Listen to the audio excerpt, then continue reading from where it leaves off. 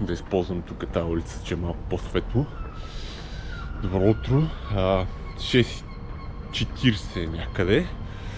И аз съм станал вече. Излезнал съм от хостела. Отивам сега към ЖП гарата, за да си хвана влака. Имам предостатъчно време. Около 50 минути. Даже ако има нещо да хапване, ще взема.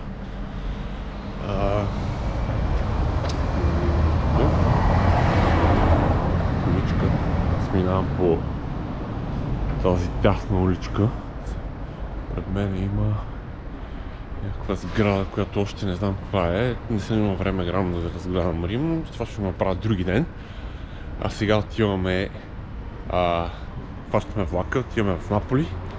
След това Амалфи Кост, Патъргоц и ще ви го покажа това всичкото нещо. Сега да минем тук, да изгазя някаква кола. Ще е интересно, ще ви направя... Така, ще се опитам да документирам или поне как да стигнете там пътя. И очаквайте включване. Така, мисля, че намерих къде ще закусвам. Кафетерия Дел Орологио или нещо от сорта. Ще свърши перфектна работа за толкова рано сутринта. Guarda che non sbaglia, Antonio non sbaglia. Perché inizia così. Закуските. Сега ще хапваме една закуска и кафенци. Приближаваме и трен стейшъна.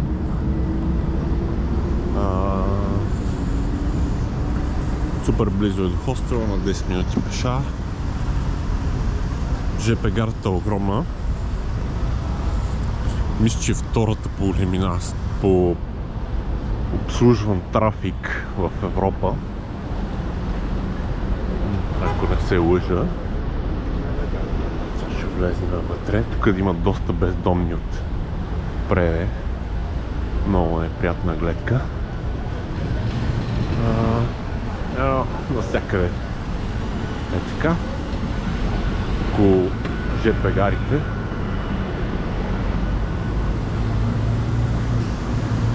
Така, слагаме маската. И сега ще си търсим влакчето.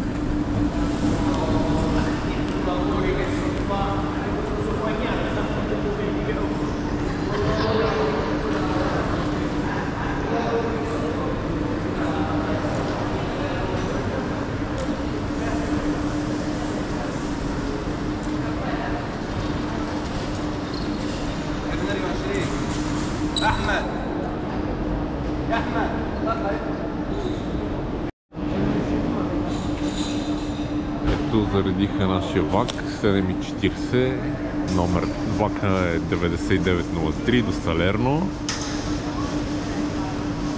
и това е на кой коловоз? На 7, платформа 7, сега отиваме да го намерим. Така, ще трябва да си взема и вода от някъде, първо да намерим влака. Той има достатъчно време.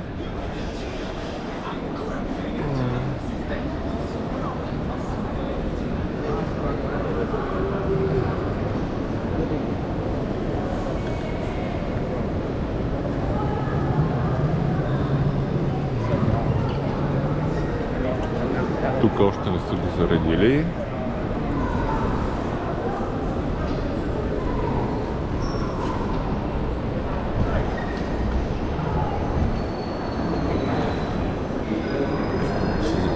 Хапване.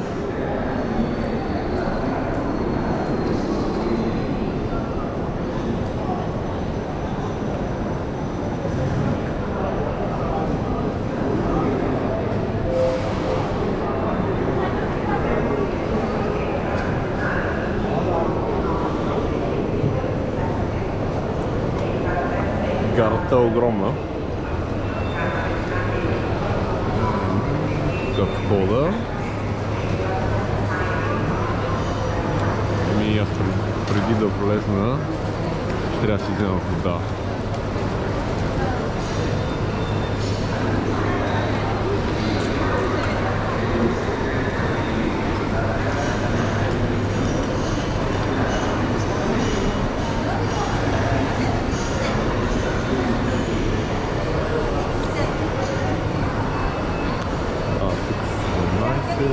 Значи там някъде трябва да е 7.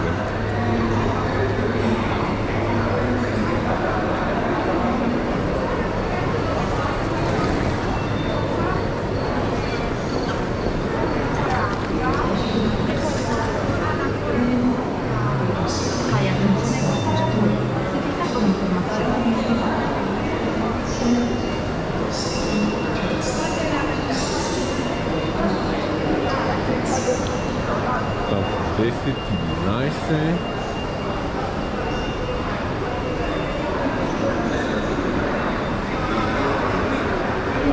High speed.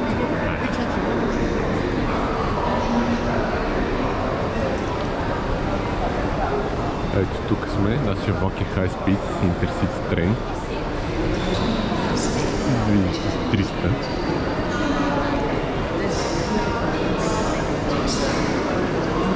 Тук сме. Adesso sta piove, no? E poi Ако сте с High Speed, има табела, няма никъде.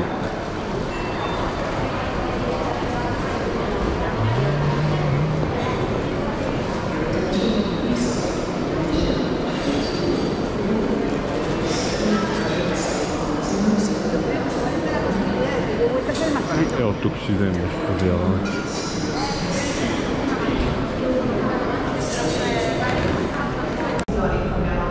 Така, това е влака, на който се качваме. Сега ни трябва 10-ти вагон.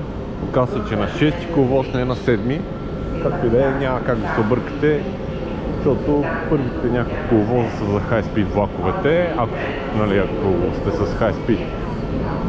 Ако сте от другите. Yes, this is mine. I need coach 10.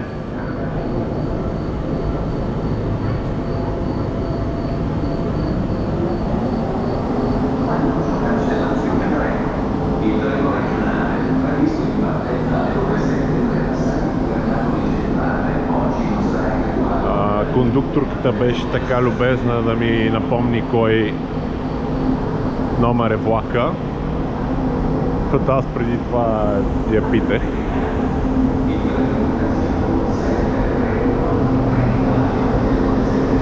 Влака изглежда празен. Явно много хора, той по принцип този е по-скъп от другите и затова явно много хора не го ползват. Но аз имах желание да се кача на толкова бърз влак, да видя какво е. Иначе на връщане най-вероятно ще взема от някои от по-евтините. Този отива до Наполи за 1 час. И съответно другите на половин цена за 2 часа, има и такива, които за 3 часа.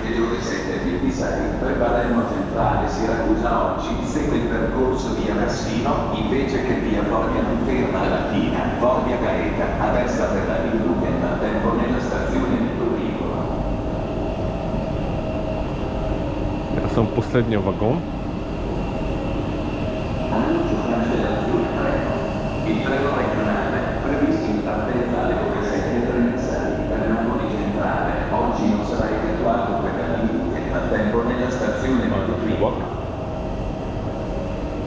Това е нашия вагон.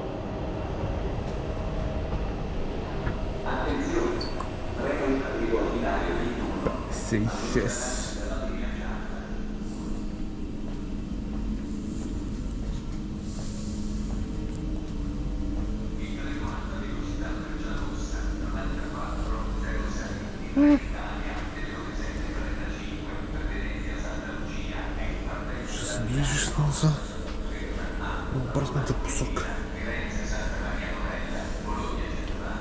Той целият вагон е празен, така че ще си избера някое друго място, най-вероятно. Добре. Сега ще ви покажа с колко километра се движиме. 300. Спид трейна.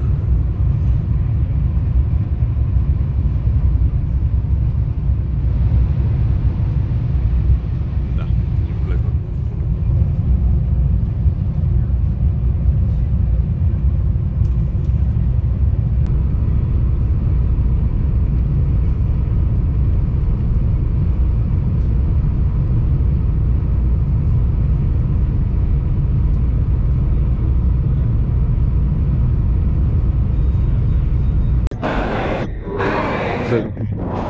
Влака в Наполи, телефона се оправи.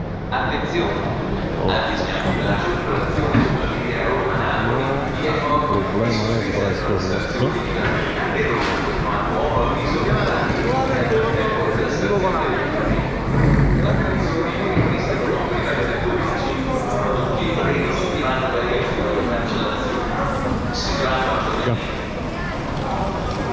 Телефон се оправи на гарата в Наполи. Всичко точно горе-долу. Проблема е, че времето не е хубаво. Вали, гърми.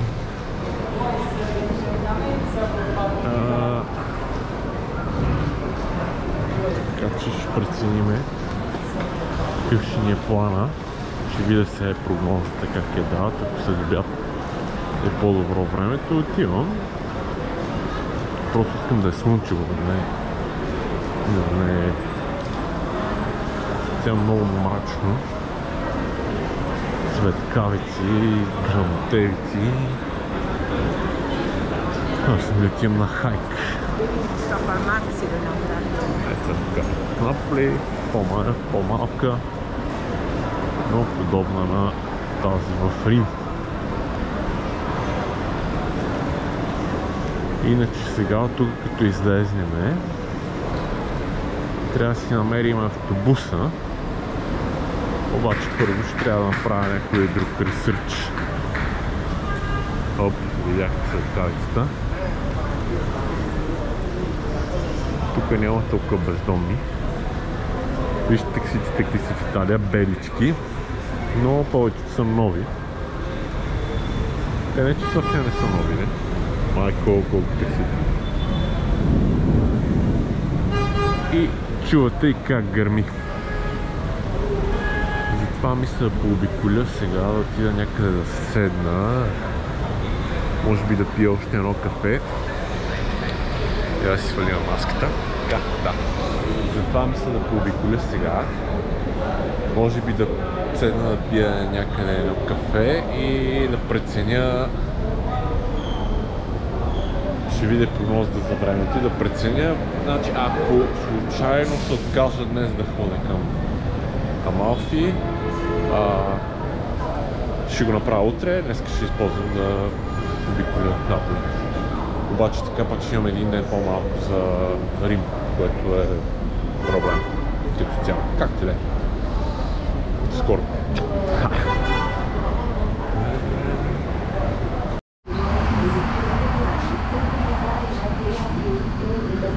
С 300 зора хванахме на Мехико едва. Последния момент го хванах. Даже добре, че закъснява с 5 минути. По принцип трябва да се направя някакъв експрес за Соренто, но се налага в някакъв малък влак между градчетата. Важното е, че ме заведе до Соренто и оттам пращаме автобус за Померано. Позитано, Померано.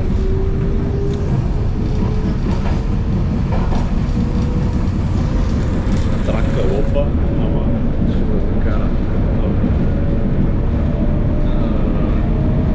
на правилното място.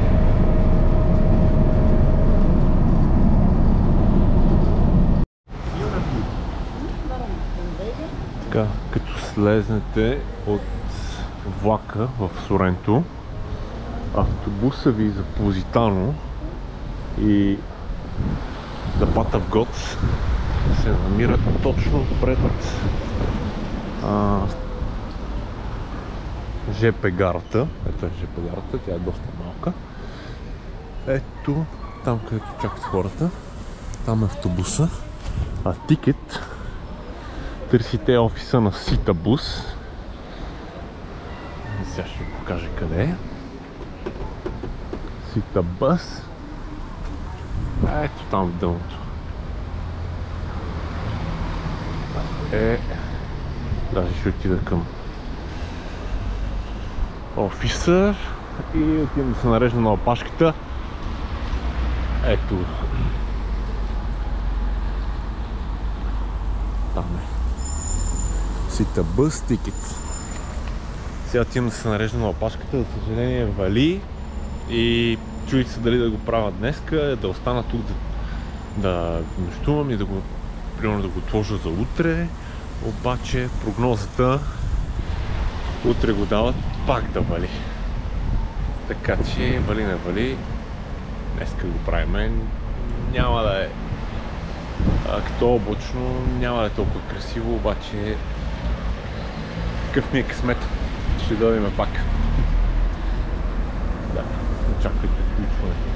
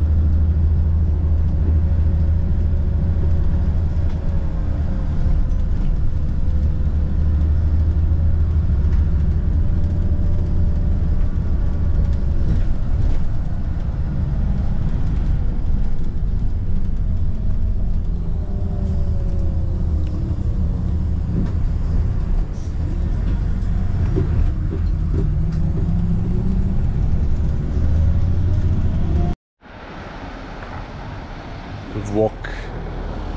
Току-що след 2 влака и 2 автобуса, вече към 2 часа пристигнах в Бомерано, откъдето сега ще хвана пътеката за пътя на боговете, там където исках да отида. Просто много дълъг път от Рим до тук, от сутринта. Изпити път хронички 3 часа лашкане направо беше. Не знам даже дали от Наполи не е по-добре да си хванете автобуса директно до тук, вместо да хващате влак до Соренто и оттам към Позитано. Както и да е, отиваме сега да намерим пътеката. Съм на центъра на това градче Бомерано, Агелора. Така не разбрах кой от двете, майче са и двете. И ето тук, сега ще ви покажа, на прав път. Между другото, всички магазини са затворени, всичко е затворено. Влезнах в едно кафене и питах човека, защо всичко е затворено? И той каза, тук е така, Италиан стайл, почивка от 2 до 4, всичко се затваря. Това е. Спокоен живот да водят хората тук, по-ниско, до морето. На обяд затварят, не работят много. Ето Walking Trails. Path of the Gods. Ето 4 часа показва, обаче не е 4, 2 часа. Сам.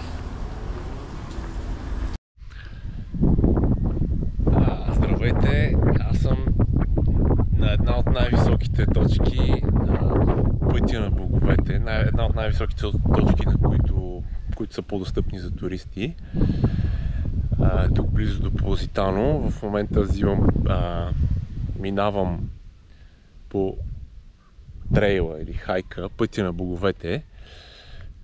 Сега ще ви покажа, това е пред мене. Вижте за какво става въпрос. Това е пътя на боговете. И ще ви разкажа гръцката митология за този път. Острова, който виждате в далечината, се казва Лигали Айланд. Ето от тази страна Одисей е идвал от Пестум, който не съм сигурен дали се вижда от тук.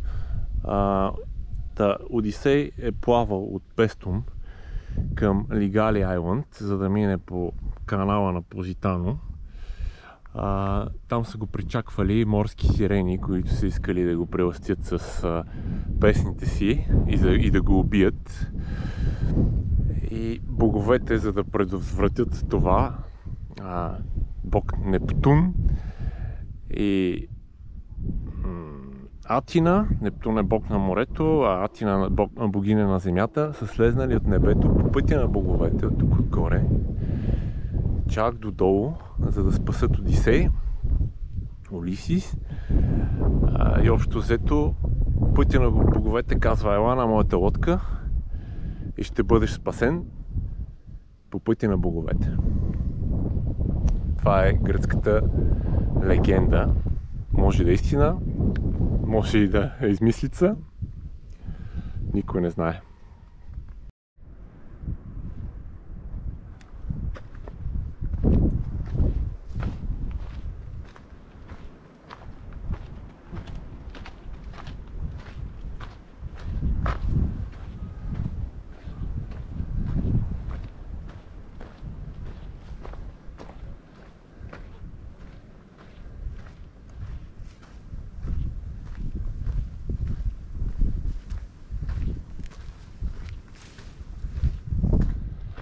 Ето го пътя на боговете.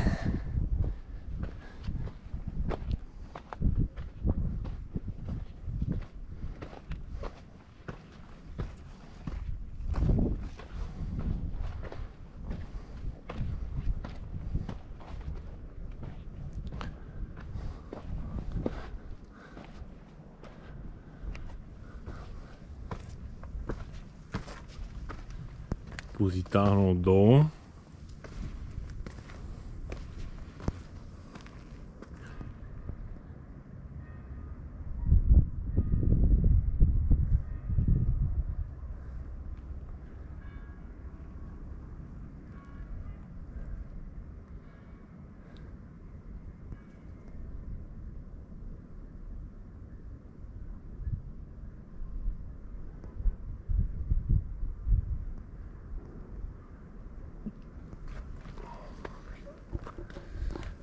Правим едно селфи.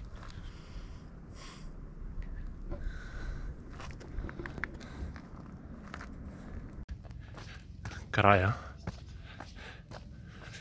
на прехода. Аз доста се бавих, за да снимам, но иначе с по-бодра крачка за около 2 часа се минава. Разбира се, не е нужно изобщо да бързате. Може да се наслаждавате на гледките, да си спирате, да си почивате, да хапвате, да пивате. Ето тук вижте, даже който е много изморен, направо има реклама на такси.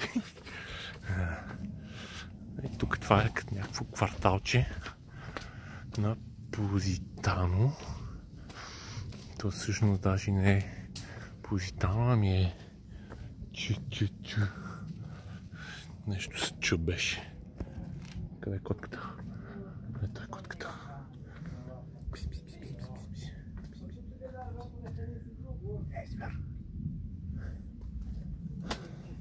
И тук вече може да отморите, ако някой е много жаден или гладен. Такси, Бумеран.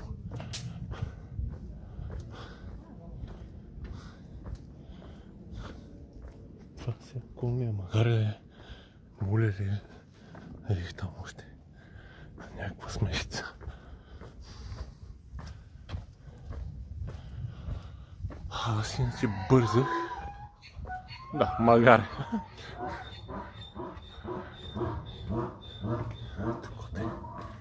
Коте. Иначе аз бързах, защото трябва да си хвана автобуса. Даже още нямам резервация. Мислих се прибирам до Неапол.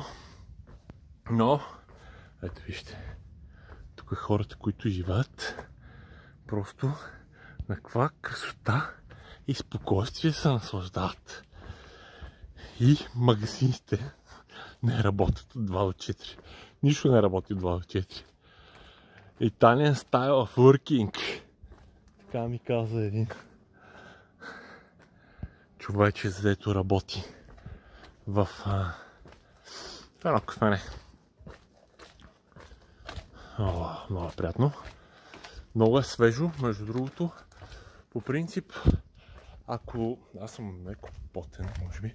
Но по принцип, ако дойдете през лятото...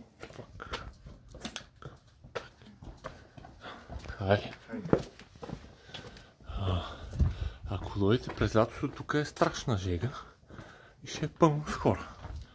Няма да може да се размиете. Обаче пък тогава варианта да оцелите някакво такова облачно време или дъждовно, както беше днеска, вижте какви стъпалца, е сведен до абсолютен минимум. Докато ако дойдете в октомври, ноември, има голям шанс да оцелите хубаво време с по-малко туристи. Ето си стъпалцата. С по-малко туристи и да прекарате много по-приятно, особено пак сега в COVID. Няма никой. Къде са котките? Пълно с котки. Малите си живеят. Много добре, шки са дебели. Ой-ой-ой. Ой-ой-ой. Сладур. Да. Много се готи. Като тигърчета. И... аз не знам тук какви хора живеят. Сигурно са някакви... Не знам, наследствено или са някакви супер избрани. Наистина такива избрани от боговете живеят тук. Доматки си гледат. Да.